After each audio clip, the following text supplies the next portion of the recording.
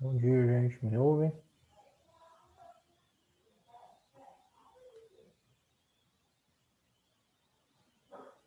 Vamos só dar um tempinho para o resto do pessoal entrar.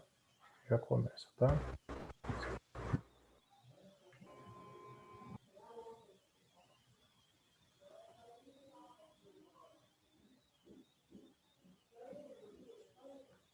Bom dia, Faina. Só um minutinho, pessoal, que tem mais gente entrando, a gente já começa.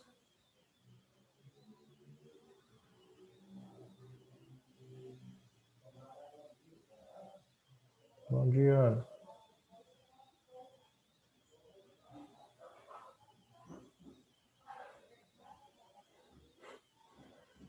Só mais um minutinho, tem gente entrando ainda.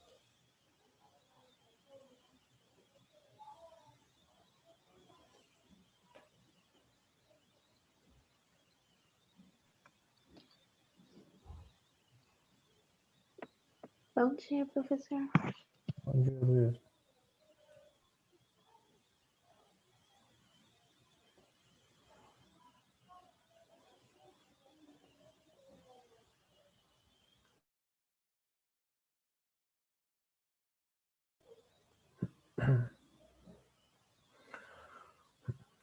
Pessoal, enquanto tem mais dois entrando, só alguns recados iniciais. Primeiro, bom dia a todo mundo, sejam bem-vindos de volta, né? Primeira coisa, eu recebi uma mensagem agora há pouco da Aline do colégio, dizendo que vocês tiveram dificuldade em acessar o vídeo para a aula de hoje. Disse que não estava aparecendo na plataforma. E aí ela foi verificar, disse que não estava aparecendo, para mim aparece. Tá? Para mim está normal. Aí eu apaguei todo o módulo e refiz ele todo de novo, tá? E aí pedi para a Aline testar e ela falou que agora parece que está dando certo. Então eu vou pedir um favor para vocês antes da gente começar. Alguém, por favor, volta lá na plataforma e vê se apareceu o vídeo que seria para a aula de hoje, que vocês não tinham conseguido acessar. Dá uma olhadinha lá fazendo favor, vê se está normal agora.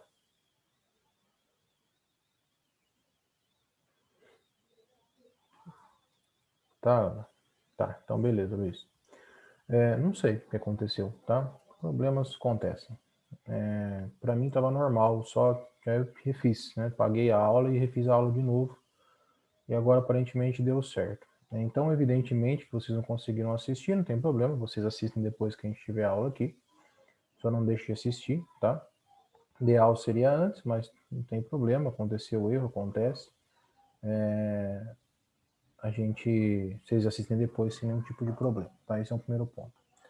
Segundo, as avaliações fizeram semana passada. Eu ainda não consegui corrigi-las. Vou ver se eu consigo finalizar a correção entre hoje e quarta-feira. Ainda falta algumas salas. Vocês não corrigindo. Oitavo e nono nem comecei a corrigir. O sétimo comecei e o sexto também.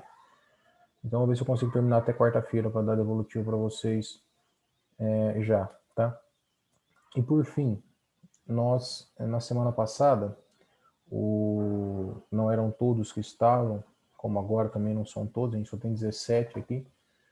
Nós fizemos uma atividade na aula de atualidade semana passada. Esta semana a gente não tem ao vivo, tem aula gravada. Eu vou ver se eu subo a aula hoje também, tá? E essa a gente está caminhando para a parte final, né, das nossas aulas. E justamente para responder sua pergunta, Luísa. Que a Luísa está perguntando até quando vai as aulas. Quando acaba, né?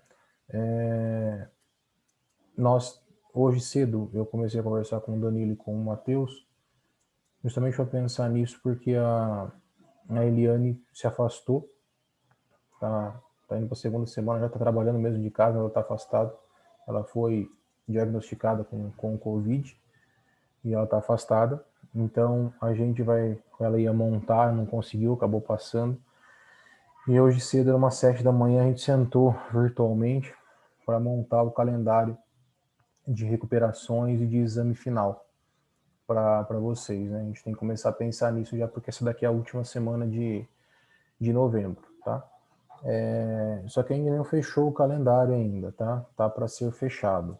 Né? Se aparentemente se a Eliane e a Gislaine der ok para o que a gente montou hoje cedo, a gente vai ter as aulas de vocês, a aula fala assim, conteúdo na plataforma, aula normal, talvez até a primeira semana de dezembro. Então, talvez essa semana e a próxima semana seriam aulas normais, né, na plataforma normalmente. E aí, a partir do dia... Deixa eu ver aqui o calendário certo. A partir do dia 7, mas não sei se é exatamente essa data, mas mais ou menos a partir daí, que seria a segunda semana de dezembro, aí já começaria as recuperações do terceiro trimestre, e aí mais para frente ainda, né, que seria a semana do dia 14, já meio de dezembro, seria só exame final. Então, eu não vou cravar para você agora, Luísa, nem para quem está ouvindo, mas é bem provável que o conteúdo da plataforma, de vocês, aula mesmo na plataforma, talvez vá até o final da semana que vem, que é dia 4, ou no máximo até a metade da outra, que seria dia 8, dia 9, não vai passar disso. A gente mandou 2 calendários, né, para a dona Gislaine e para a Eliane ver. E são essas datas que eu citei para vocês, tá? Então não vai passar do dia 8 do dia 9, talvez as aulas de conteúdo da plataforma de vocês se encerrem talvez até sexta-feira da semana que vem, que é dia 4, tá? Bem provável, tá, Luísa, para te responder, bem provável que seja isso. A gente está na reta final já. Tanto é que hoje a gente vai tratar de blocos econômicos, que foi o tema da última aula de vocês e dessa semana que vocês não conseguiram assistir por causa do problema. A gente vai pontuar para finalizar agora. E o último tema de vocês, que seria o último grande tema, né, seria basicamente sobre impactos ambientais, que é a última parte da apostila de vocês que a gente vai ver. Eventualmente eu vou deixar talvez gravado na plataforma também, porque eu não sei se vai dar tempo, a resolução de todos os exercícios que faltam. Então, talvez a gente não consiga até o final das aulas fazer os exercícios ao vivo, mas aí eu deixo gravado para vocês as respostas e explicação dos exercícios que faltarem para serem feitos, evidentemente, na plataforma de vocês, tá?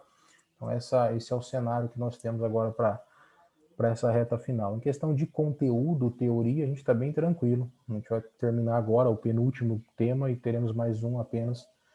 Provavelmente teremos mais uma, no máximo 2 aulas, que não dá tempo de concluir sem nenhum tipo de problema, tá? Eu vou fazer com vocês um apanhado geral de blocos econômicos, tentando inclusive incorporar já o que vocês não conseguiram assistir na aula de hoje, mas lembrando que estará lá disponível na plataforma, como já está agora, né, depois de corrigido o erro, sabe-se lá que erro que foi, então quando a gente não sabe o erro, a gente apaga e começa de novo, né? Foi o que eu fiz. Mas a aula vai estar lá já disponível para vocês. Então eu vou começar, na verdade, com o que vocês assistiram na semana passada, a gente não conseguiu discutir de maneira específica, né, porque vocês estavam fazendo prova, semana passada vocês não tiveram aula por causa da prova, mas é basicamente sobre blocos econômicos. Então, uma explicação, principalmente do porquê se formar e dos tipos de blocos que tem. Aí eu vou pontuar alguns exemplos principais que existem de blocos econômicos, tá? Inclusive 3 deles que a gente está vendo, que vocês vão ver hoje, tá? Vou colocar aqui só para a gente conseguir pontuar o que eu vou dizer, que é uma introdução, na realidade, que tratamos na semana passada de maneira gravada, que são as principais formas de integração econômica, né? E aí depois, no segundo momento, a gente vai falar especificamente de alguns blocos. Então, a gente está seguindo uma cronologia, não sei se vocês conseguiram perceber isso, mas a gente falou basicamente dos principais eventos que construíram o século passado, que constitui-se principalmente entre as 2 guerras e a Guerra Fria, e que foi o último tema nosso, e o momento posterior à Guerra Fria, né, logo posterior à Guerra Fria, é justamente o momento de, abre aspas, vitória capitalista. E uma das características dessa vitória capitalista é justamente o aspecto de transformação do modelo e das relações que existem entre os países. Deixa eu perguntar uma coisa, vocês estão conseguindo me ouvir bem? Tem muito barulho que vocês estão ouvindo? Ou vocês estão ouvindo minha voz só? Ou está muito barulho?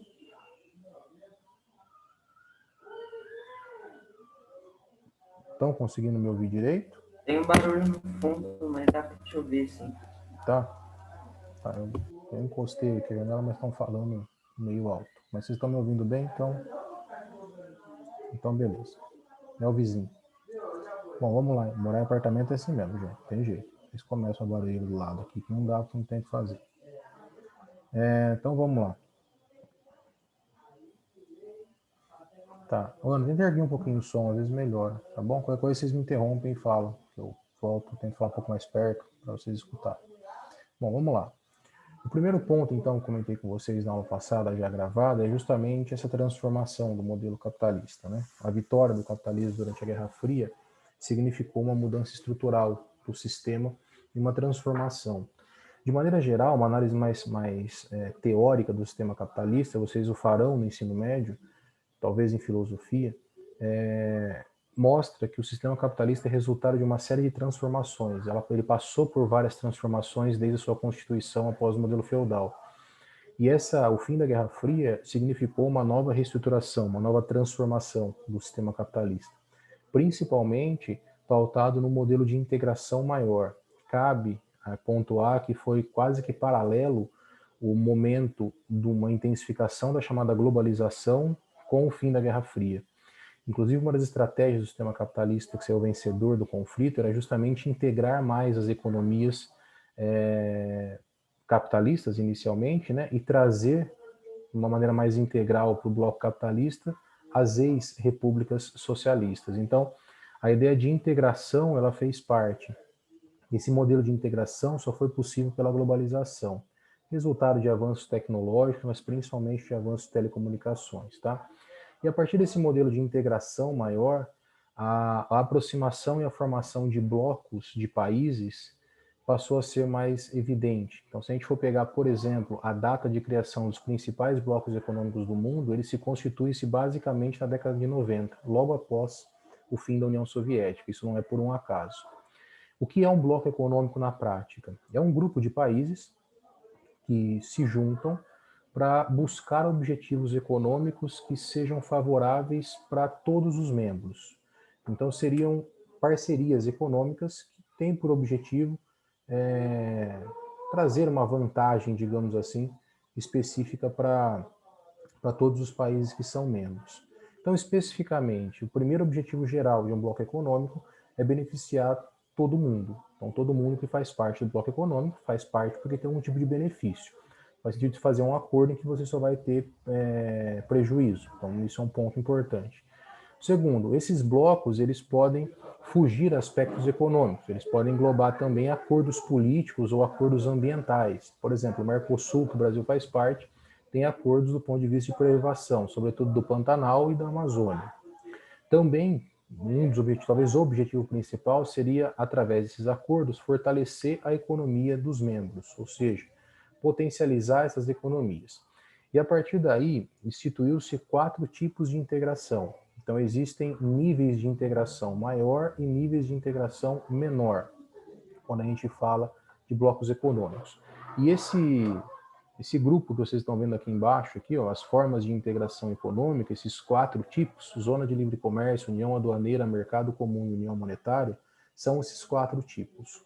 O primeiro, a zona de livre comércio é o primeiro grau de integração que existe. É quando os países fazem parte de um bloco e entre eles reduzem ou retiram as taxas alfandegárias. Então, se um país A e um país B vai fazer compra e venda, exportação e importação, tem uma taxa que é paga para quem vende e para quem compra. Quando se constitui uma zona de livre comércio, que é um bloco econômico, essa taxa ela é diminuída ou ela é isentada. Então não existe taxa mais entre país A e país B. Isso evidentemente favorece as trocas comerciais.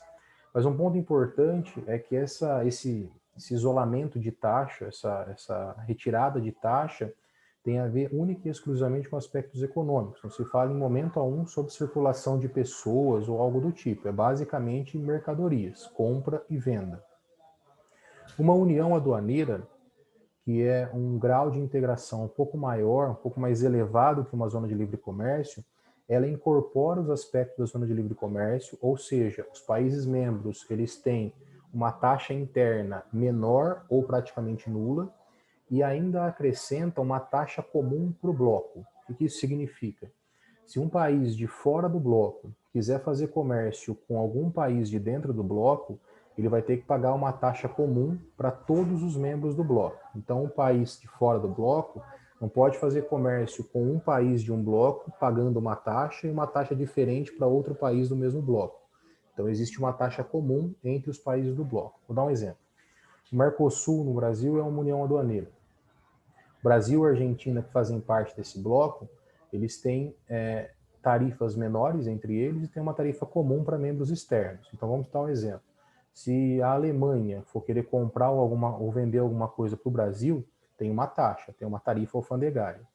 A Alemanha não pode negociar essa tarifa com o Brasil e essa tarifa ser diferente com a Argentina. Então, se a Alemanha for comprar alguma coisa com o Brasil ou com a Argentina, a taxa paga para o Brasil e para a Argentina tem que ser a mesma, porque ambos fazem parte do mesmo bloco econômico. Então, a união aduaneira é isso.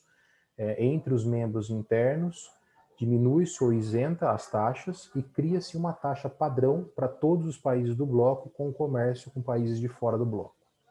O terceiro grupo, chamado de mercado comum, ele incorpora as características da união aduaneira e da zona de livre comércio. Então é a mesma coisa, é como se fosse aglomerando.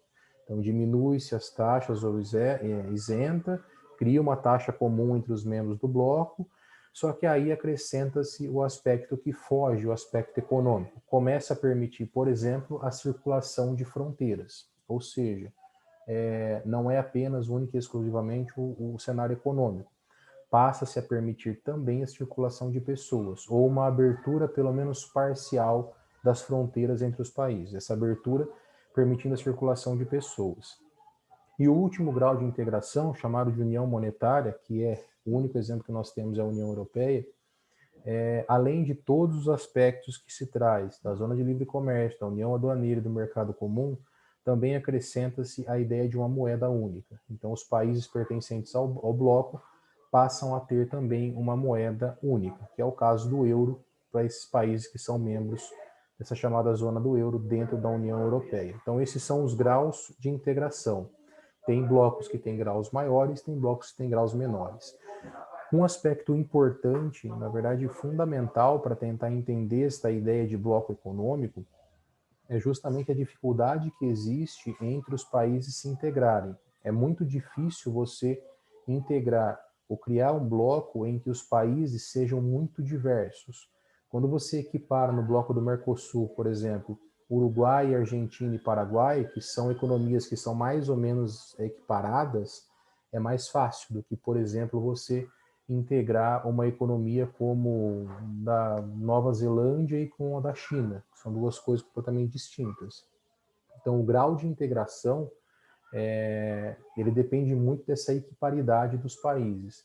E um dos principais problemas que o principal bloco econômico do mundo hoje tem, que é a União Europeia, que foi o tema da aula passada, é justamente essa diferença que existe entre os países membros.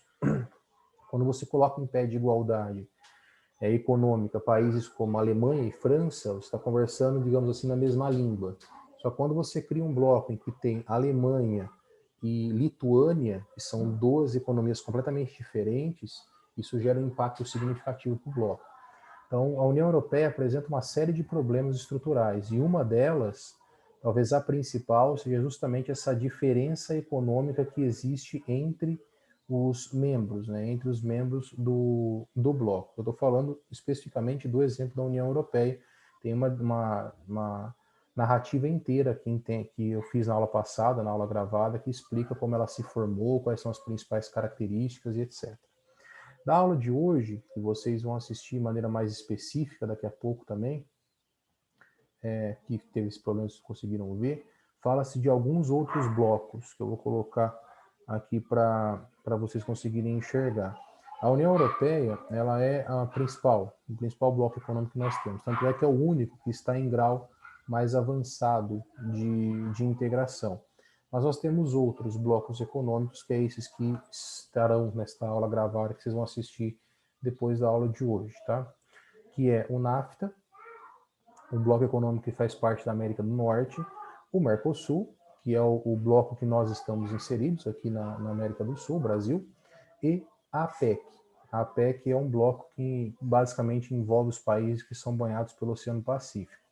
E ainda faltará, será tema da próxima aula nossa, o BRIC, que é o bloco mais recente no qual o Brasil faz parte também. Eu vou gravar ainda esta aula sobre o BRIC, junto com alguns cenários que vai ser o último tema de vocês, que são aspectos ambientais. Tá? Então, são esses dois pontos que a gente vai ver posteriormente.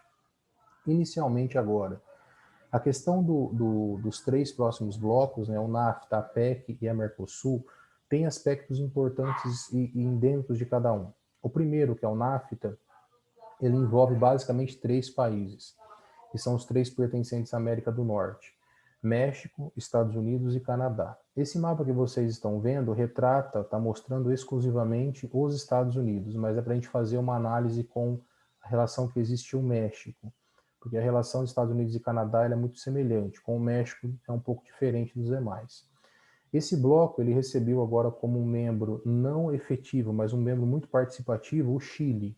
Então o Chile também, que está na América do Sul, também passa a fazer parte, não como membro efetivo, mas como membro muito próximo do NAFTA. Mas especificamente a gente está falando na prática desses três países: Estados Unidos, México e Canadá.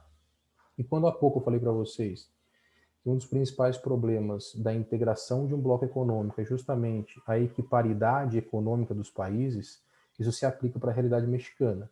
É difícil você colocar em pé de igualdade a economia estadunidense para a economia mexicana. Existe um abismo significativo entre as duas. Esse abismo é um pouco minimizado quando você compara as condições socioeconômicas dos Estados Unidos e do Canadá, que é o outro membro do bloco. Então, essas diferenças que existem, elas são um pouco mais reduzidas. Entre Estados Unidos e México, não, a diferença é um pouco maior. Então, efetivamente, existem pontos positivos e pontos negativos da inserção do México no NAFTA. Houve, num primeiro momento, logo após a criação do bloco, na década de 90, mais especificamente em 94, uma aceleração do crescimento da economia mexicana, porque permitiu a entrada de muitas indústrias dos Estados Unidos no México. Essas indústrias passaram a ser chamadas, inclusive, de indústrias maquiladoras, e traduzindo seriam indústrias montadoras, que estão bem na área de fronteira dos Estados Unidos com o México. Nesse primeiro momento, essa intensificação da industrialização permitiu um avanço significativo da indústria mexicana e da economia mexicana. Só que, posteriormente, a competitividade de produtos mexicanos com produtos estadunidenses era muito desigual. E isso acabou resultando na quebra de vários setores econômicos mexicanos, porque a concorrência ela era desigual, principalmente em qualidade de produtos mexicanos e de produtos estadunidenses. Então tem esses dois pontos de vista importantes no que diz respeito a esta inserção econômica, digamos assim, dos dois países num bloco. É difícil, como eu disse para vocês, colocar em pé de igualdade, você equiparar países que são ou têm um nível econômico mais acelerado, maior, e países que têm um nível econômico menor. Então, quando a gente coloca em pé de igualdade, isso acaba gerando alguns tipos de conflito como esse que eu citei para vocês. Esse mapa aqui, ele mostra uma presença muito grande de mexicanos na área de fronteira. Tanto é que essa parte que está em verde aqui, tá? Que é a fronteira com o México. Tanto é que, como prática de política dos Estados Unidos, iniciada com Bill Clinton, há algumas décadas, intensificada agora com o Donald Trump, no último e único mandato dele, já que ele perdeu a eleição agora, mostra uma intensificação da ideia anti-migratória. O que isso significa? Frear, ou pelo menos tentar frear a entrada de mexicanos para dentro do território estadunidense. Tanto é que existe ideias de construção de muros ou de intensificação dessa construção em algumas áreas, para impedir de fato esse fluxo de pessoas. Dessa forma, a gente pode afirmar categoricamente, inclusive uma estrutura de bloco, que o NAFTA é uma zona de livre comércio, ou seja, é o primeiro grau, o primeiro estágio de integração que existe entre blocos econômicos. Permite única e exclusivamente a livre circulação de mercadorias. Não se, em momento nenhum, passa-se a ideia de circulação livre e autônoma de pessoas ou até de serviços, basicamente de mercadorias.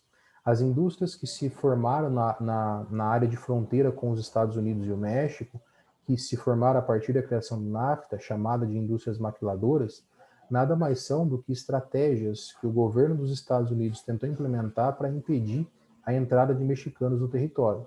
Essas indústrias, elas estão situadas, elas estão localizadas bem na área de fronteira, só que na parte mexicana. Por quê? Você colocando essas indústrias de capital estadunidense no território mexicano, você tenta minimizar o fluxo de mexicanos que tentam entrar nos Estados Unidos atrás de emprego. Você coloca o emprego, digamos assim, do lado mexicano. Só que, evidentemente, que isso não é o principal objetivo. O principal objetivo, justamente, é o lucro. Você paga menos para um trabalhador mexicano do que para um trabalhador estadunidense. Então, a lógica do lucro faz parte, tá? Esse processo da criação das indústrias maquiladoras permitiu ou impediu definitivamente o fluxo de mexicanos? Evidentemente que não. Tanto é que a gente tem, o mapa mostra aí, um percentual muito grande de população de hispânicos, principalmente de mexicanos, essa parte que está em verde que vocês estão vendo. Em regiões mais próximas da faixa de fronteira, como por exemplo El Paso, esse percentual da população mexicana ultrapassa 40%, tanto do lado estadunidense. Então é uma região muito ocupada por mexicanos, tá? E a entrada excessiva desses grupos é visto por muitos governos dos Estados Unidos como algo ruim para a economia e para a sociedade estadunidense. Então, a ideia de construção de barreiras físicas, como, por exemplo, a intensificação da construção do muro, ela se faz presente, tá? Um outro grupo, outro bloco econômico, né, que envolve basicamente quase todos os países que são banhados pelo Oceano Pacífico, é a PEC, também criada na década de 90, que é mais ou menos esses países que vocês estão vendo aí. Esse mapa mundi que vocês estão vendo está com o Oceano Pacífico eurocêntrico no meio. Então, basicamente, os países da costa oeste da América e da Ásia e da Oceania são os países que fazem parte da PEC.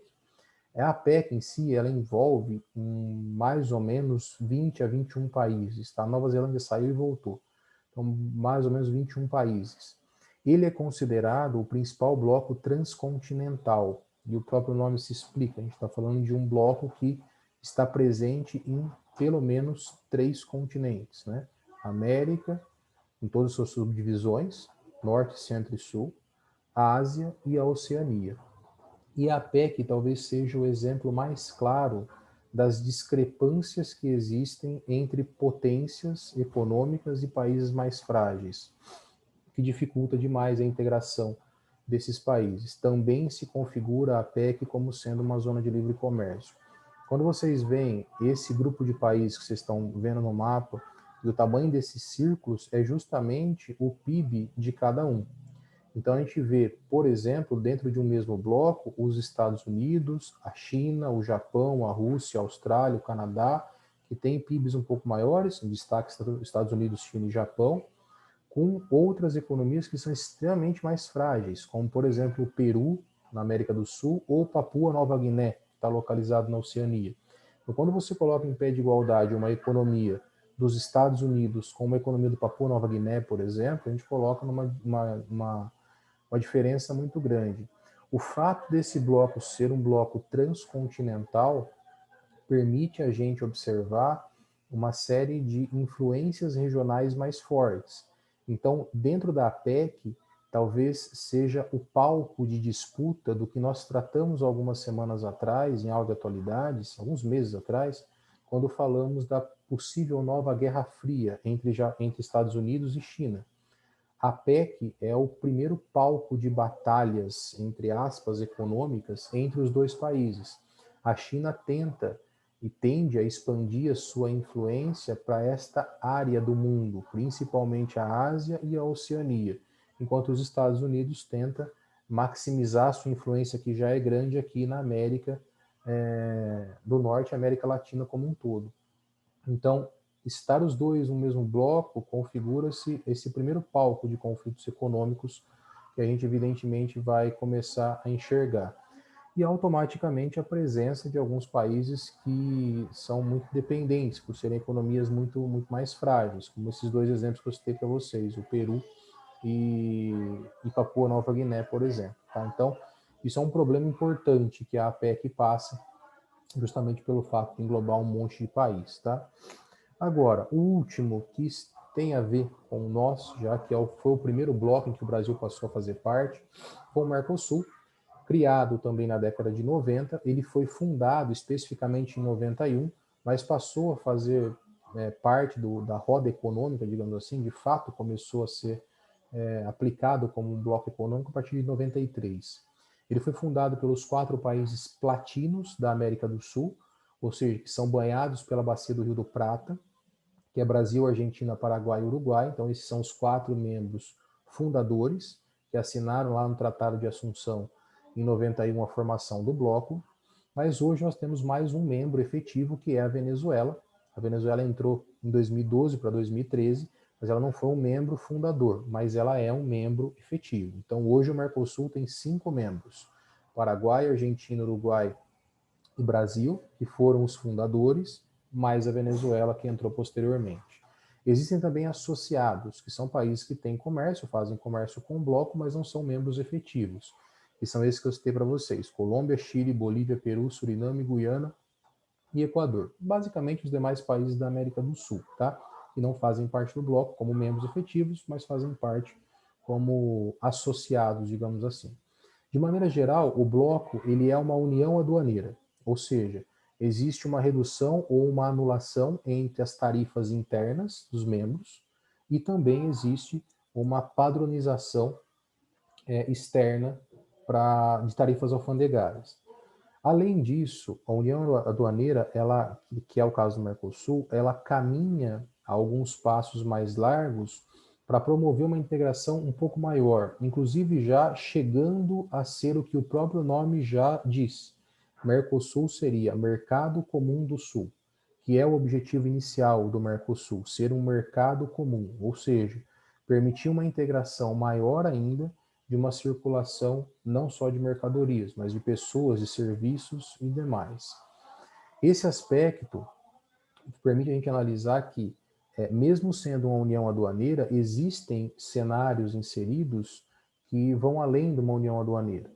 Nós enxergamos, por exemplo, uma livre circulação de pessoas entre os membros fundadores. Não existe a necessidade de um passaporte ou de um visto específico para você sair do Brasil e ir para o Paraguai ou ir para o Uruguai. Então, existe uma livre circulação.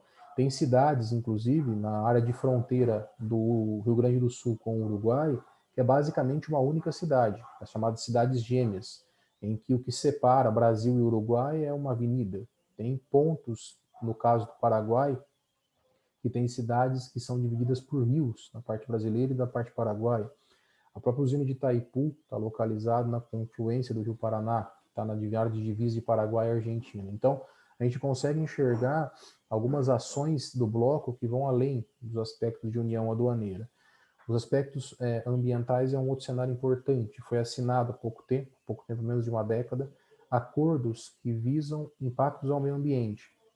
Então, a noção clara de preservação de meio ambiente, associada à Amazônia, especificamente ao Pantanal, que faz parte também, tem uma parte do Pantanal que vai para o Paraguai, então isso é um aspecto importante a ser colocado também, compromissos, digamos assim, que vão além da esfera econômica e aborda também outros tipos de esfera, como, por exemplo, a esfera ambiental, como esses exemplos que eu citei para vocês.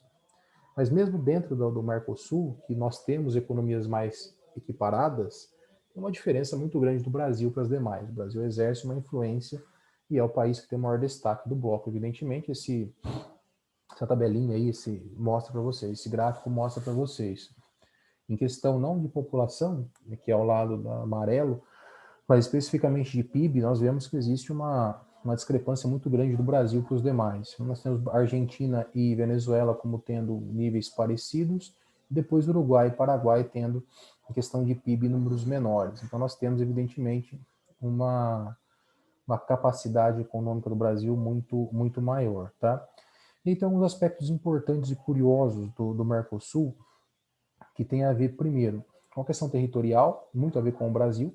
O Brasil, por ser o maior país territorialmente da América do Sul, somado com os demais, inclusive a Argentina, que é o segundo maior, o Mercosul, na realidade, envolve mais de 70% do território da América do Sul como um todo, envolvendo um total de mais ou menos 300 milhões de pessoas. Então, é um bloco grande do ponto de vista territorial, populoso, e também economicamente forte, porque soma-se a mais de 3 trilhões e meio de dólares a soma total do PIB dos países pertencentes. Então, evidentemente, que é um aspecto importante.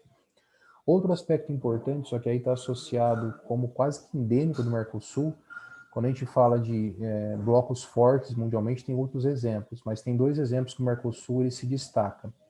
O primeiro é que o Mercosul ele é um bloco de potência agrícola. E aí tem alguns cenários importantes. O Brasil, evidentemente, que se destaca na produção de soja, de cana-de-açúcar, principalmente. Tem a Argentina, que se destaca com a produção de milho, a produção de trigo. Aí tem variáveis disso, como o etanol brasileiro, como algumas bebidas típicas da Argentina e do Uruguai.